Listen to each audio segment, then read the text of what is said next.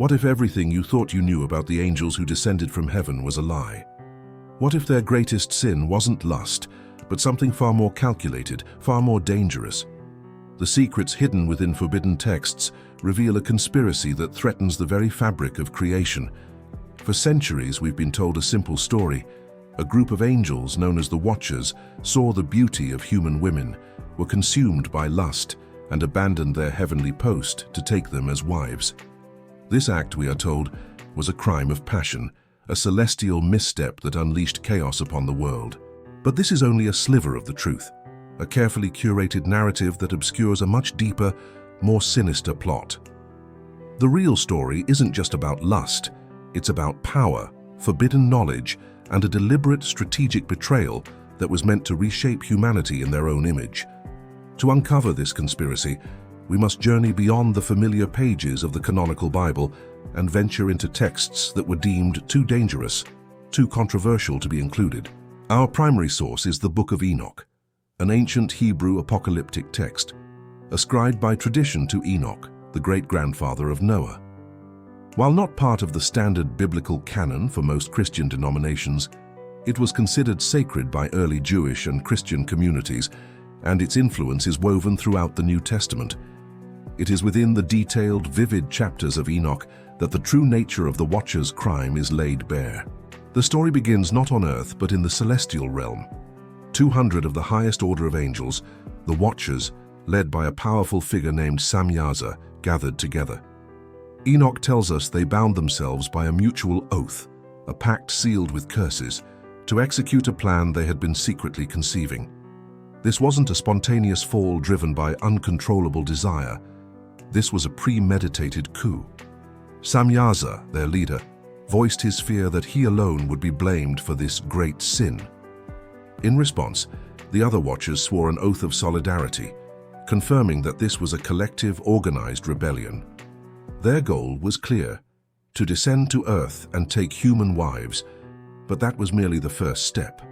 The true betrayal was not the act of union itself, but what they chose to teach their wives and the children born from these unions: the Nephilim. The Book of Enoch provides a detailed list, an indictment of cosmic treason, cataloging the forbidden knowledge these fallen angels deliberately unleashed upon an unsuspecting world. Azazel, one of the chief Watchers, taught humanity the art of war. He showed them how to forge swords, make shields, and craft breastplates. He revealed the secrets of metals and the art of making bracelets and ornaments. He taught women the deceptive art of cosmetics, beautifying the eyelids and using precious stones.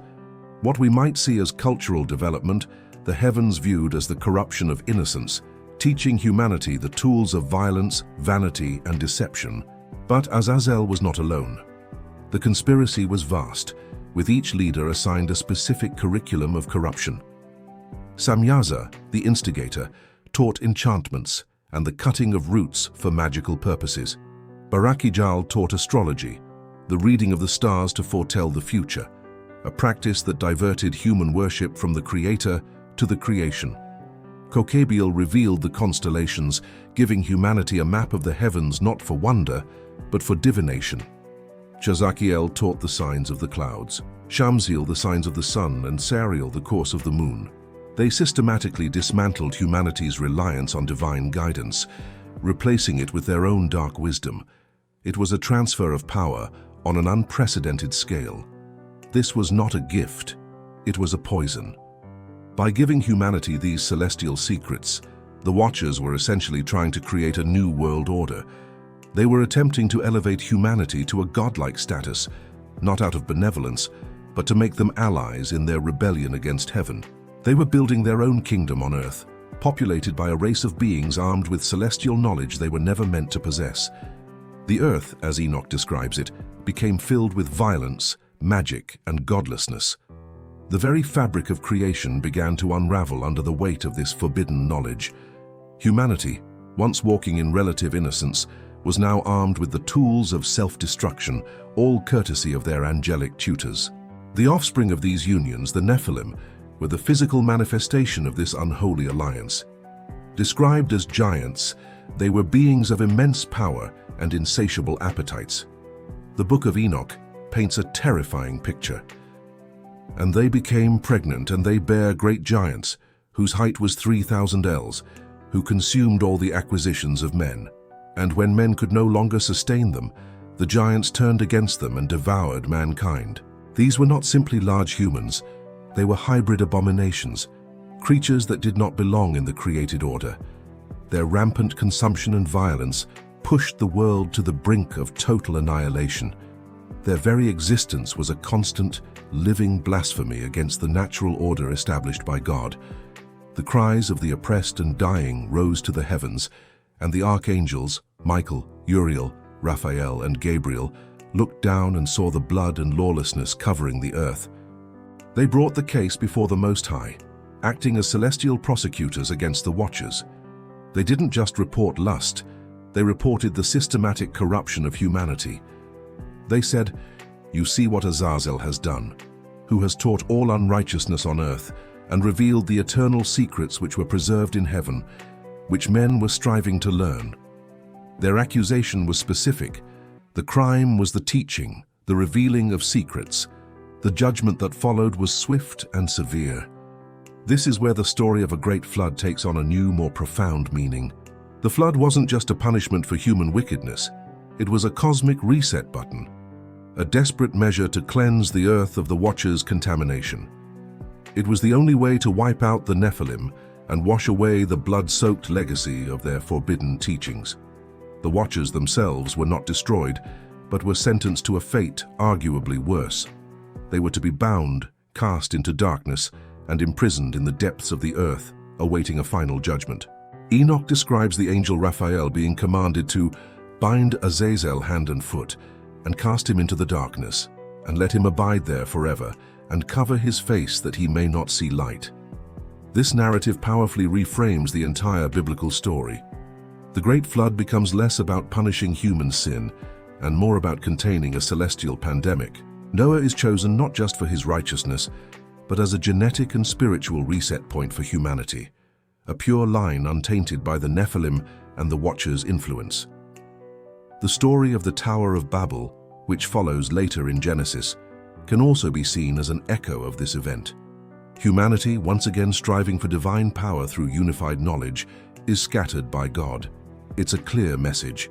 There are boundaries between the mortal and the divine that must not be crossed. So why was this detailed account left out of the Bible? The reasons are complex and debated by scholars.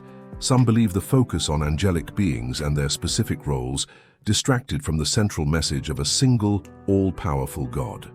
Others suggest the vivid, mythological-sounding details were seen as too fantastical or risked encouraging the worship of angels themselves. By the 4th century AD, as the Christian biblical canon was being finalized, a more streamlined theology was preferred, one that placed the source of sin squarely within humanity, beginning with Adam and Eve's disobedience. The story of the Watchers complicates this, presenting an external celestial source for the world's corruption. Yet the influence of the Watchers' story never truly vanished. It echoes in the New Testament, in the Epistle of Jude, which directly references the angels who did not keep their proper domain but left their own abode, and are now reserved in everlasting chains under darkness for the judgment of the great day. The second epistle of Peter speaks of God not sparing the angels who sinned, but cast them down to hell and delivered them into chains of darkness to be reserved for judgment. These are direct, explicit references to the narrative laid out in the book of Enoch.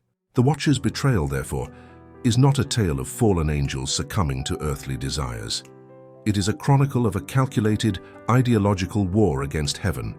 They didn't just fall, they jumped, and they intended to drag humanity down with them, or rather, to remake humanity into something that would serve their own rebellious ambitions. They saw humanity as a tool, a resource to be exploited and weaponized in their cosmic struggle. The forbidden knowledge was their weapon, and the corruption of earth was their battlefield. The truth buried in these ancient texts forces us to ask a profound question. Is evil something that originates solely within the human heart, or are there external forces, ancient influences, that have shaped our capacity for violence, deception, and the lust for power? The story of the Watchers suggests that humanity's fall from grace was not a single event, but a complex tragedy, aided and abetted by celestial beings who betrayed their sacred trust. What we believe about the fallen angels is not just a matter of theological trivia, it redefines the very nature of sin, evil, and the ongoing struggle between light and darkness. The greatest betrayal was not falling in love with humanity, but attempting to steal its soul.